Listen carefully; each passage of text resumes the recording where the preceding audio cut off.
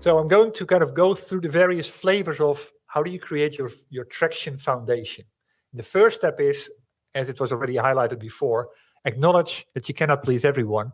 So who are you for and who are you not for anymore? And the big mistake that I see in the B2B software space, and I can't blame people for it because it's sometimes also, okay, yeah, well, we've done all we possibly could to define what characterizes our ideal customer, ideal between air quotes.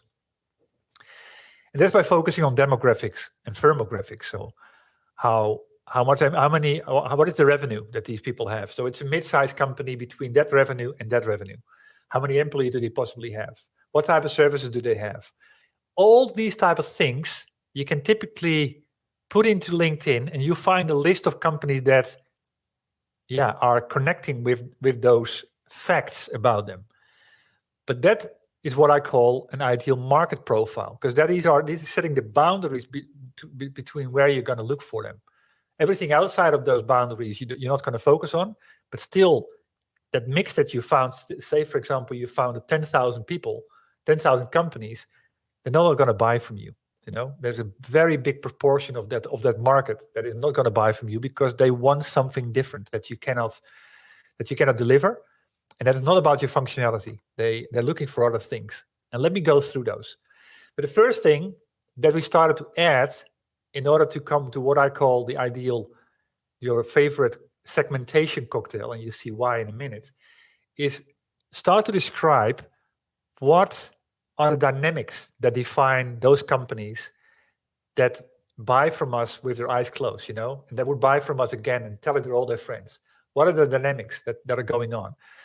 Are they maybe acquiring businesses a lot? Are they reorganizing a lot? Are they seeing a lot of disruption where in the market that they're in, for example, because of rapid new product entries and so on? All kind of dynamics that you can start to think of that then start to attract a certain type of people that work for these companies. Second thing is, okay, what do they stand for?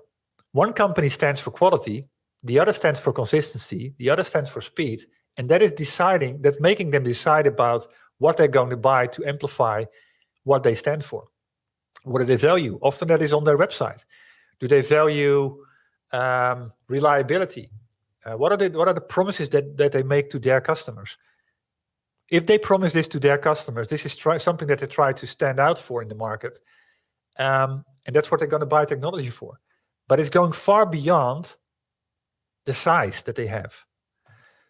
What are they, for example, what is it that they secretly want? And if you look at, for example, the case from Topdesk that I discussed earlier, they secretly, the people that bought from them and they became the biggest fan wanted to be able to empower everyone in their organization to do more with less, to be able to close, to answer questions faster and so on. So they were really in a service type mode, whereby the companies that were going, for example, for ServiceNow had a completely different thing. It needed to be really in the process. Everything needed to be organized. It needed to be this way. It needed to be top down.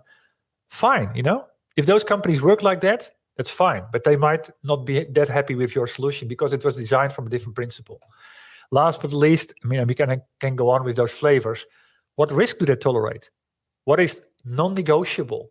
What is something that they say, yeah, this is actually fine for us if there's that type of risk, because it helps us to get a competitive advantage if you take it. So all of these type of things, what they will do, go from a glass of water, that's what I call demographics and firmographics, and move it to a cocktail that your customers love, because this is defining what they are. And if you can stir that a little bit up, you got a very good way of speaking with them.